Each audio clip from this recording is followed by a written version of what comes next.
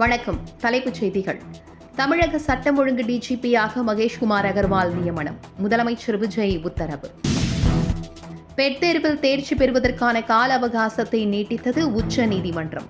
2 ஆண்டுகளிலிருந்து 3 ஆண்டுகளாக அதிகரிப்பு. தேர்தலின் போது பக்கம் பக்கமாக பார்த்து படித்து பஞ்ச் டயலாக் பேசியவர் சிஎம் ஆனதும் ஸ்லீப் மோடுக்கு சென்றுவிட்டார். எதிர்க்கட்சித் தலைவர் உதயநிதி விமர்சனம். டெல்டா பகுதிகளில் தூர்வாரும் பணிகளை முறையாக மேற்கொள்ள வேண்டும். இபிஎஸ் வலியுறுத்தல். சிங்கப்பெண் அதிரடிப்படை தொடக்க விழா ஒத்திவைப்பு ஏன்? முதலமைச்சர் விஜய்க்கு எதிர்க்கட்சிகள் சரமாரி கேள்வி. வணக்கம். தலைப்புச் செய்திகள். தமிழக சட்டம் ஒழுங்கு டிஜிபியாக மகேஷ்குமார் அகர்வால் நியமனம். முதலமைச்சர் விஜய் உத்தரவு. பெட் தேர்வில் தேர்ச்சி பெறுவதற்கான கால அவகாசத்தை நீட்டித்தது உச்சநீதிமன்றம். 2 ஆண்டுகளிலிருந்து 3 ஆண்டுகளாக அதிகரிப்பு. தேர்தலின் போது பக்கம் பக்கமாக பார்த்து படித்து பஞ்ச் டயலாக் பேசியவர் சிஎம்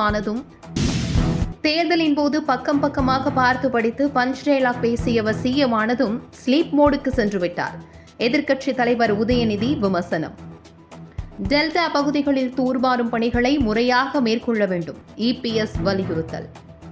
சிங்கப்பெண் அதிரடிப்படை தொடக்க விழா ஒத்திவைப்பு ஏன்? முதலமைச்சர் விஜய்க்கு எதிர்க்கட்சிகள் சரமாரி கேள்வி. மகளிர் உரிமைத் தொகையை 2500 ரூபாயாக உயர்த்தும் நடவடிக்கையை தமிழக அரசு தீவிரமாக மேற்கொண்டு வருகிறது.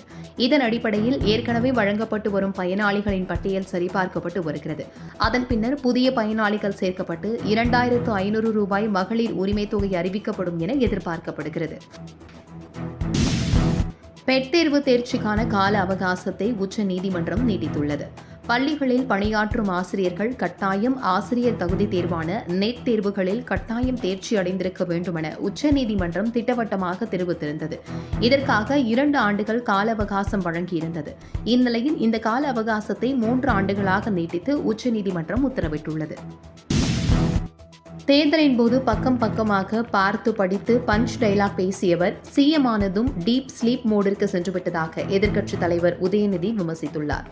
கடலூர் சம்பவத்தை சுட்டிக்காட்டி பேசியுள்ள அவர், முதலமைச்சர் டைம் எடுத்துக்கொண்டு வருவதற்குள் சட்டம் ஒழுங்கு காப்பதற்குள் தமிழகம் தாங்காது என்றும் எதிர்க்கட்சித் தலைவர் உதயநிதி விமர்சித்துள்ளார்.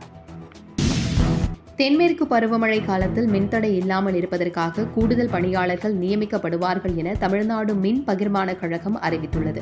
இவர்கள் ஜூன் மாதம் 2ஆம் தேதி முதல் 45 நாட்களுக்கு பணியில் இருப்பார்கள் என்றும், அதேவேளையில் இந்த பணிகளில் மின்சார வாரிய அதிகாரிகள், ஊழியர்களின் உறவினர்கள் நியமிக்கப்படக்கூடாது என்றும் உத்தரவிடப்பட்டுள்ளது. சீனாவிலிருந்து இந்தியாவை நோக்கி மிகப்பெரிய மேகக்கூட்டம் நகர்ந்து வருவதாக வானிலை ஆய்வு மையம் தெரிவித்துள்ளது. 2500 கிலோமீட்டர் பரப்பளவில் உள்ள இந்த மேகக்கூட்டம் இந்தியாவை நோக்கி வருவதால் வானிலையில் மிகப்பெரிய மாற்றம் ஏற்படும் என்றும், பலத்த மழையுடன் சூறாவளி காற்று போன்று வீசக்கூடும் என்றும் கணிக்கப்பட்டுள்ளது.